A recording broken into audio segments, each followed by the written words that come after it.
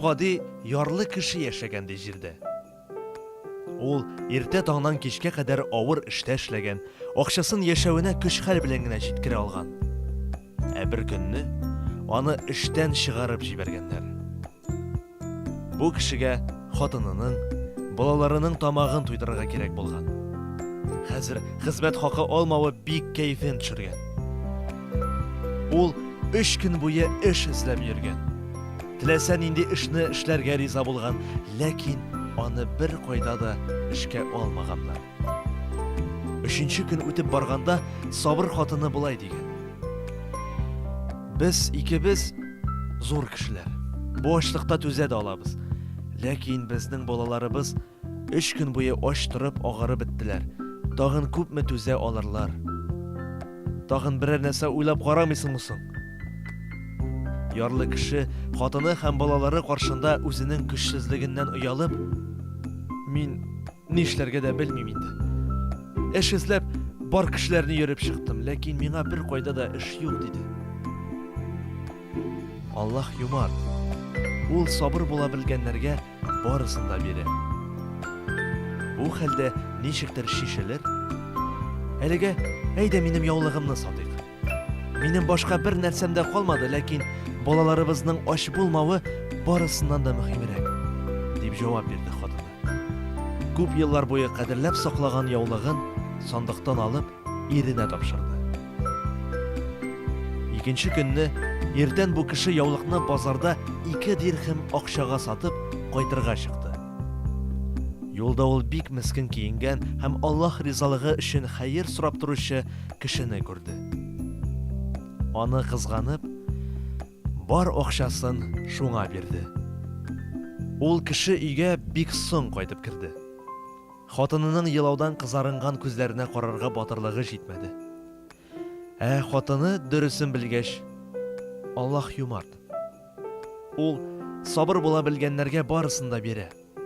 Бу авыр хәлдән дә ничектер чыгарбыз. Мин әтиемнән иске сәгать алып кайттым.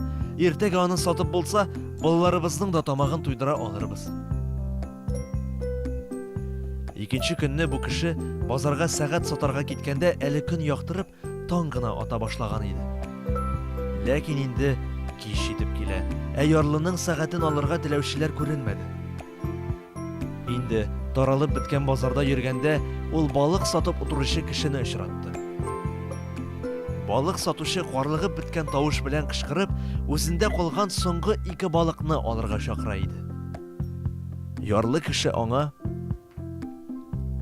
Сиңа бу 2 балыктан, миңа бу сәгатьтән бер файда да килми.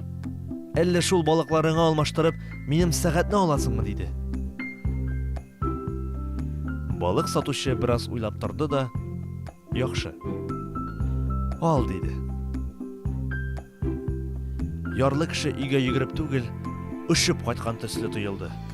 2 балык алып кайтып, балаларын һәм хатынын бик шатландырды. Хатыны балыкларны чистартырга кереште. Күпмедер вакыттан соң ул шинап җибәрде. Ярлы кеше куркып йөгереп килсә, балыкның эчендә энҗе бөртеге ята икән.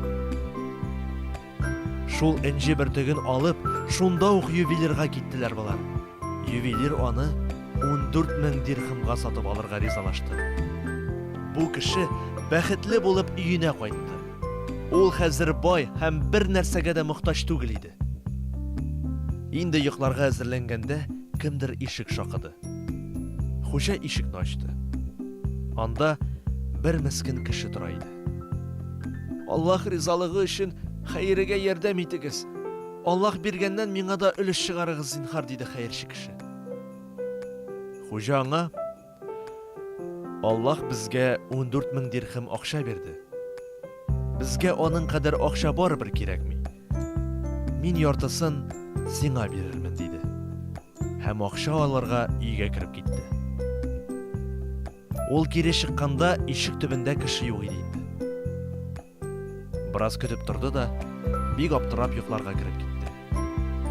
Төшендә ул теге хәерче кешене күрде һәм аннан: Син нигә мине көтеп тормадың? Мин бит сиңа акча алып чыккан идем, дип сорады. Мискин кеше болай дип җавап кайтарды: Мин Хәерче түгел. Мин Аллаһ җибәргән фәрештә. Хәтерлисеңме? Хатыныңның яулыгын саткач, аның акчасын миңа хәер итеп биргән идең. Ә миннән балыкларны алыштырып алганыңны хәтерлисеңме? Гаҗәпләнүдән бу кеше сүз дә әйтә алмады.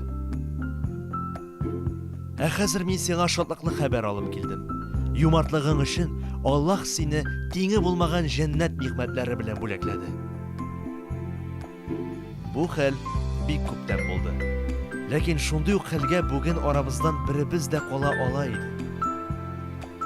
Кемдер аны уйдырма дияр, ә кемдер аңа каршы чыгар. Тик шунысы бәхәссез дөрес. Аллаһ юмар. Ул сабырларга барысын да бирә һәм бар бәлаләрне дә хәл итә.